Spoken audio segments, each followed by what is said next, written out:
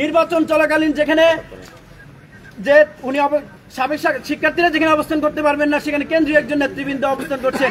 এটা আসলে আমাদের জন্য খুবই শঙ্কার জায়গা। এরপরে বলতে চাই, যখন ভোট গ্রহণ শুরু হয়েছে, প্রত্যেকটা হল ভোট কেন্দ্রে নিয়ম ছিল প্রত্যেকটা হলে সাংবাদিকদের অ্যাক্সেস থাকবে, কিন্তু আপনারা লক্ষ্য করেছেন যে নারী শিক্ষার্থীদের যে হলগুলো আছে, সে হলগুলোতে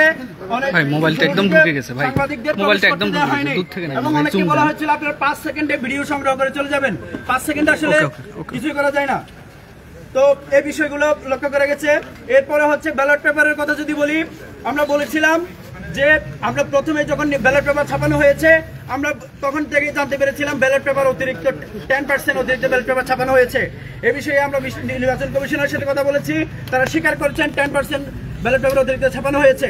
আমরা তীব্র প্রতিবাদ জানিয়েছিলাম এবং ওই দিন আমরা টিচারদের সাথে কথা বলে যেটা কথা হয়েছিল যে অতিরিক্ত যে ব্যালট পেপারগুলো আছে সেগুলো সিলগালা করা হবে এবং প্রত্যেকটি হলে যে ভোট কেন্দ্রে শুধুমাত্র যতজন ভোটার থাকবে ততটাই ব্যালট পেপার যাবে।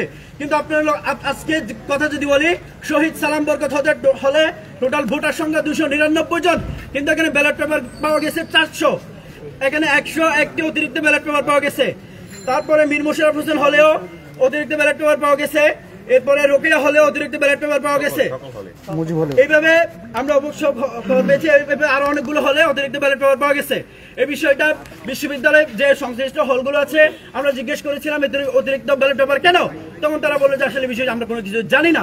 এই হচ্ছে বিশ্ববিদ্যালয় প্রশাসনের নির্বাচন কমিশনের প্রস্তুতি এবং যে নির্বাচনের অবস্থা। তারপরে যদি ভোটার তালিকার কথা বলি, ভোটার যে তালিকায় আছে সেখানে কথা ছিল প্রত্যেক ভোটারের ছবিযুক্ত নামের তালিকা থাকবে।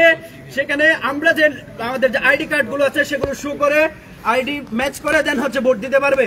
কিন্তু তাজউদ্দিন হলে শিক্ষার্থীদের যে ছবিযুক্ত তালিকা থাকার কথা সেটা ছিল না, যার দরুন হচ্ছে এখানে অনেক হট্টগোল দেখা দিয়েছে এবং যে এখন পর্যন্ত আমরা জানতে পারছি তাজউদ্দিন হলে ভোট গ্রহণ বন্ধ আছে, একই সাথে বঙ্গবন্ধু হলে ভোট গ্রহণ বন্ধ আছে। তো এই বিষয়গুলো যে ভোটার তালিকায় অসঙ্গতি লক্ষ্য করা গেছে।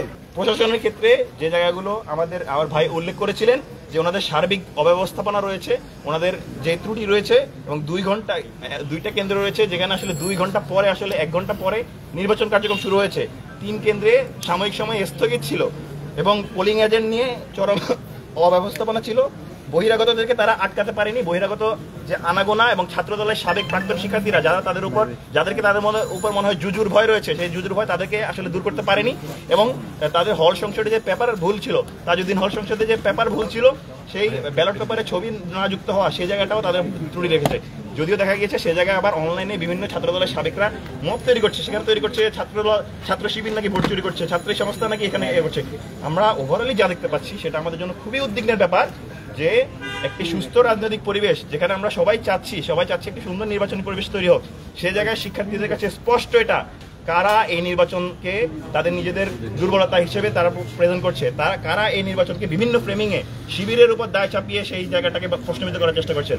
আমরা শিক্ষার্থীদের কাছে আহ্বান জানাতে চাই, আপনারা আওয়াজ তুলুন, আপনারা আপনাদের আওয়াজটা ভোটের মাধ্যমে দিন। আপনারা সবাই চলে আসুন, আপনারা নিজ নিজ কেন্দ্রে ভোট প্রদান করুন এবং ভোট প্রদান করার দ্বারা এখনো অনেক কম কাস্টিং হয়েছে। আপনারা যদি ভোট প্রদান করেন, এই ক্যাম্পাসে যারা জুলুম রয়েছে সেই জুলুমবাজকে এখানে পতন করা যাবে এবং একই সাথে আপনারা যে সাম্য ন্যায়ের ইনসাফ চান সেই ইনসাফটা কায়েম করা যাবে। আমরা সবার প্রতি আহ্বান জানাচ্ছি, আপনারা ভোট কেন্দ্রে আসুন, ভোট প্রদান করুন এবং নিজের মতামত প্রকাশ করুন।